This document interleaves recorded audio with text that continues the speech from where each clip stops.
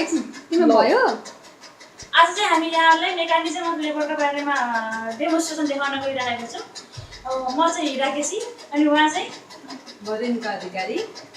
Mechanism of लेबरमा चाहिँ हामी mechanism of normal लेबरको बारेमा चाहिँ डेमोन्स्ट्रेसन देखाउन गइरहेको छौँ।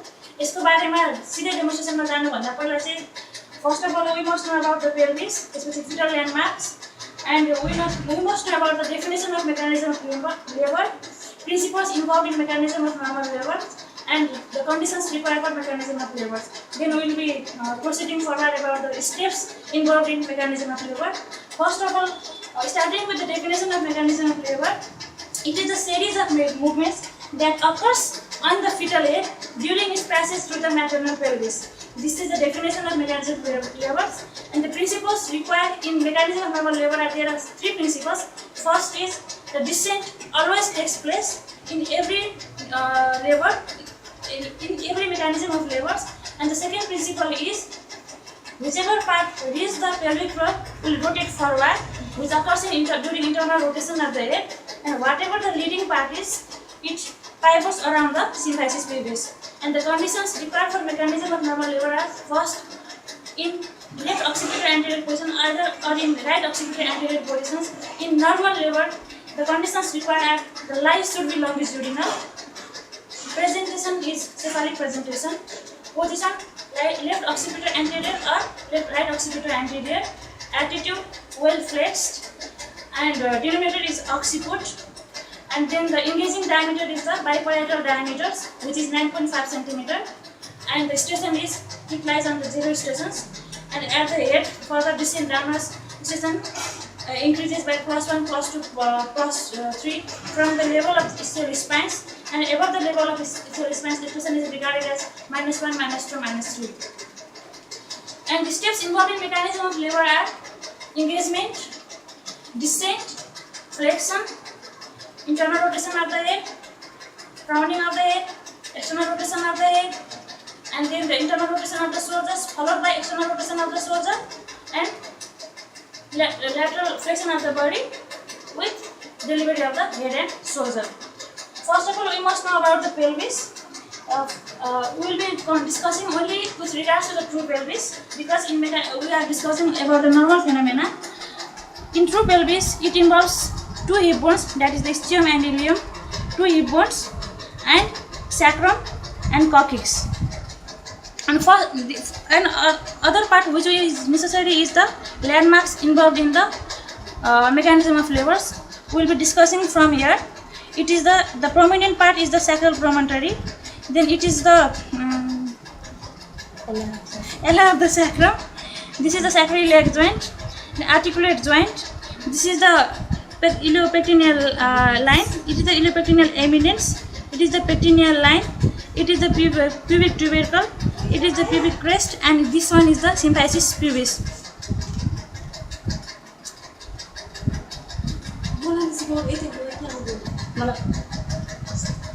And with regards to the mechanism of labor, we will be discussing on the fetal head landmarks.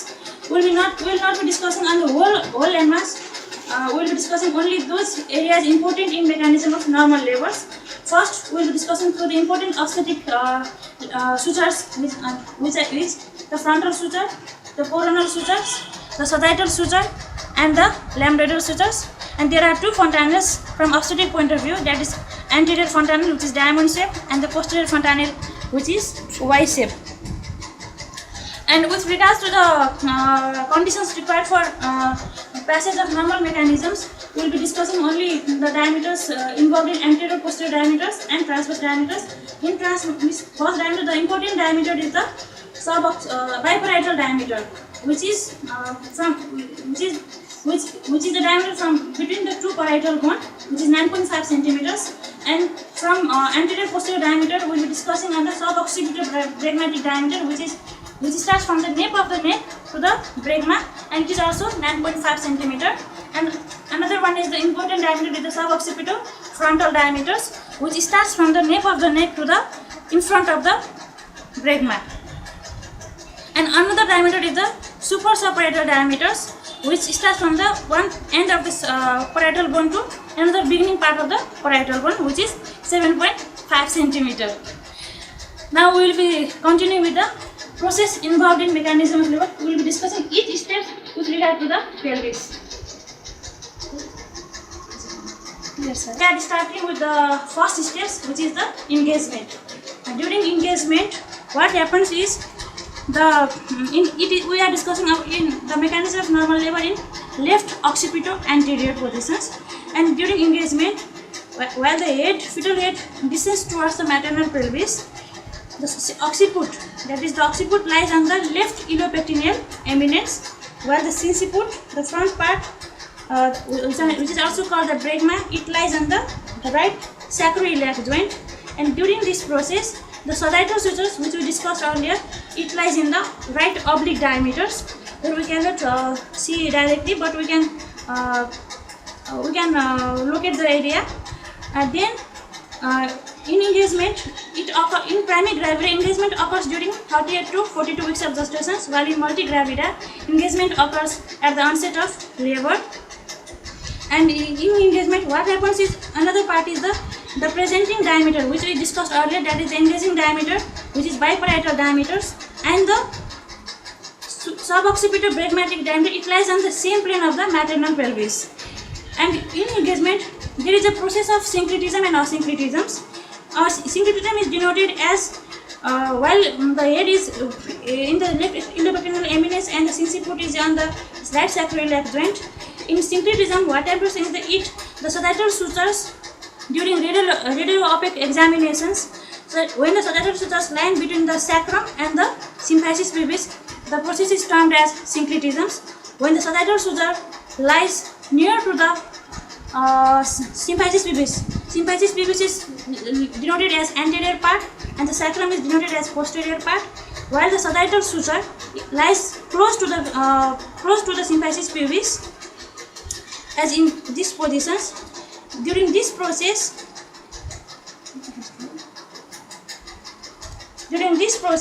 the posterior parietal bone is the visible part. This process is known as posterior asyncretisms. Asyncretism is defined as the process when the sagittal suture does not lie in mid of the symphysis pubis and sacrum. When the sagittal suture lies more posteriorly, that is, when the sagittal suture lies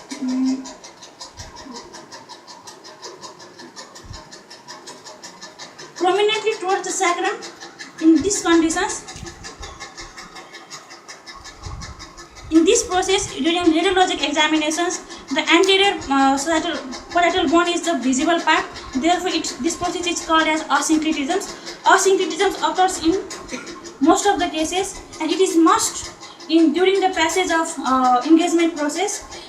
Through the process of asyncretism, syncretism occurs.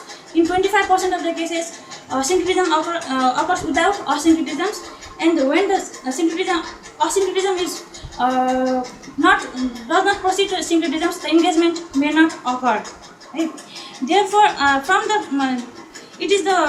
engagement we will be proceeding towards the descent process. Descent is a continuous process. Here, through pelvis, the head further descends downwards towards the cavity, and this also occurs late in multigravida and sooner in primigravida, as in the process of engagement.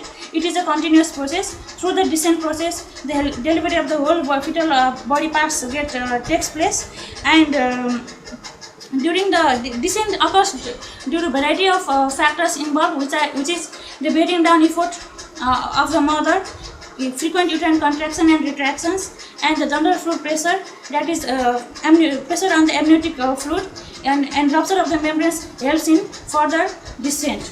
And from the descent, another steps is the flexion.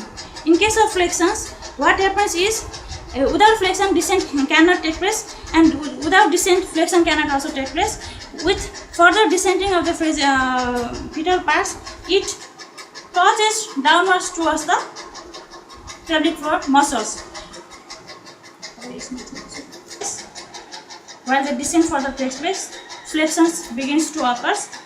During the process of flexions, the fetal head in partially deflexed positions, the suboccipital frontal diameter is the presenting suboccipital frontal diameter firstly touches the pelvic floor while descending forward.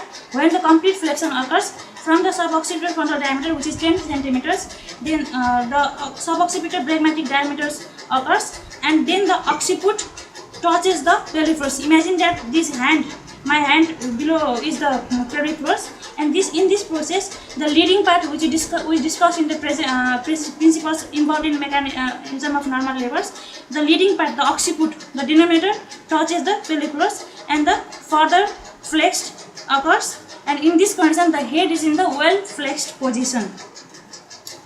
From flexion, carried out by flexion is carried out by the resistance offered by the pelvic floor muscles and the maternal uterine contractions. These two factors help in further flexion of the fetal head, through which the leading part, the occiput, touches the pelvic floors, and the fetal head further flexed forward. And from flexions, in these positions also, fetal head had reached the pelvic cavity, and from flexion, the internal rotation of the head occurs. Internal rotation of the head, before internal rotation of the head, the occiput, which we discussed earlier, it lies in the iliopectineal eminence, and the sinciput is in the right sacroiliac joint. And in internal rotation of the head, due to the resistance offered by the pelvic floor muscles and frequent uterine contractions that is occurring in the maternal body during the process of labor, helps in internal rotation of the head. And factors involved are slope of the pelvic floor, that is the pelvic floor muscles, which is the stretching effect of the levator ani muscles, and the side walls of the pelvic cavity helps in further internal rotation of the head. Likewise, shape of the pelvic cavity, shape of the pelvic outlet, which is the largest diameter, the anterior posterior diameter, and the narrow bispinous diameter, which is 10.5 centimeters. These factors also help in internal rotation of the head, and the law of unequal flexibility of the fetal parts of the component also helps in internal rotation of the head. In this process, what happens is the occiput, which was in the left iliopectineal eminence, will rotate forward, which we discussed earlier in the principles involved in mechanism of labors, by 1/8 of the circles. Means the occiput now will come below the symphysis pubis. This process occurs by this process. And due to the internal rotation of the head, the torsion of the neck is the inevitable phenomena. Here, the occiput, that is the head, is only rotated forward, that is just below the symphysis pubis, by 1/8 of the circles. The anterior shoulders are in the oblique diameters, and the neck is twisted. And from internal rotation of the head, another process involved is the crowning of the head. And crowning of the head is defined as the bulging of the head due to the frequent uterine contractions, and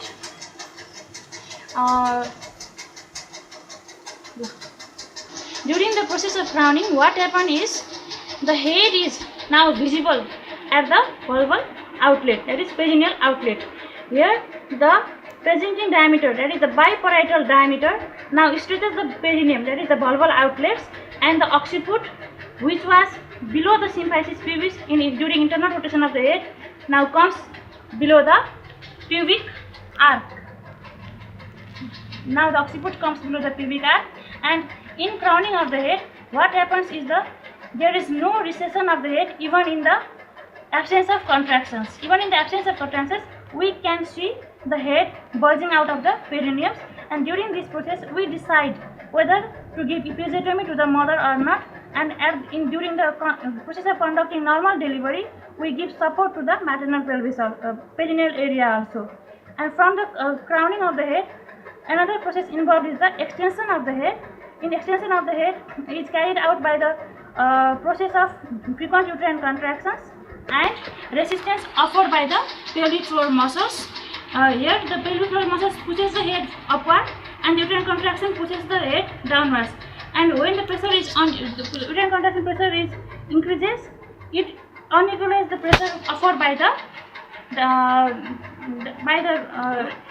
resistance offered by the pelvic floor muscles. Therefore, what happens is from the occiput Now the fetal head now extend out of the perineum, which we can see here. What happens is the suboccipital frontal diameter, which is 10 centimeters, is visible during the process of extension of the head, and the vertex, bregma, and the face, then the chin swipe the pelvic floor muscles.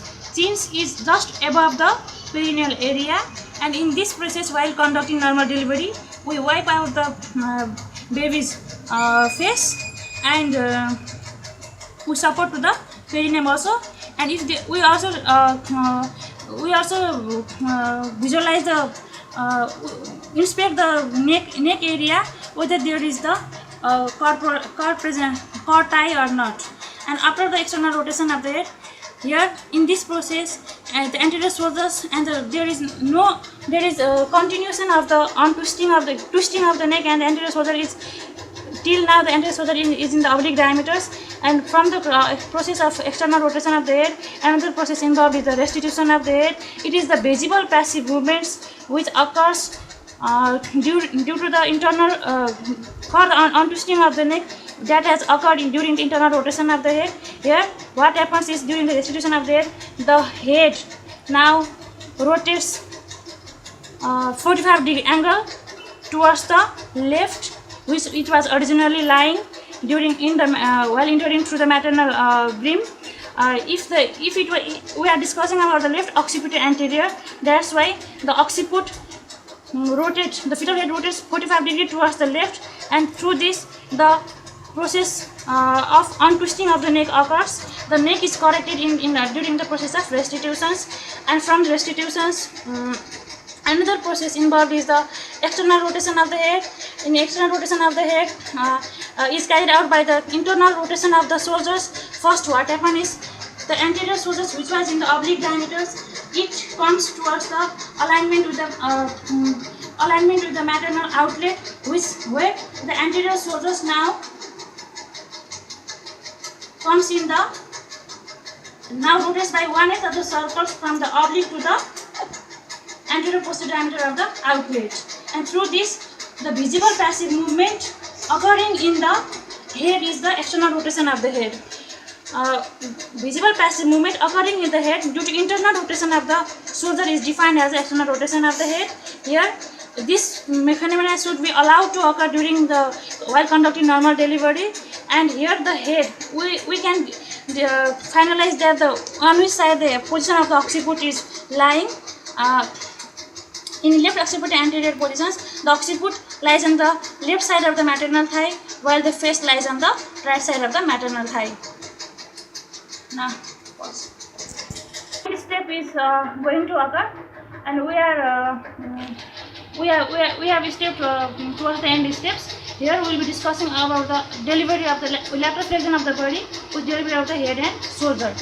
And after the external rotation of the head, we apply Namaste positions according to our SBA protocols. And this is the Namaste positions. And now we are delivering the anterior shoulder first. Here anterior shoulder has come in alignment with the pelvic outlets.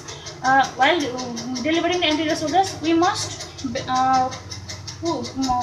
push the fetal head downwards by applying downward pressures in this way, in this manner.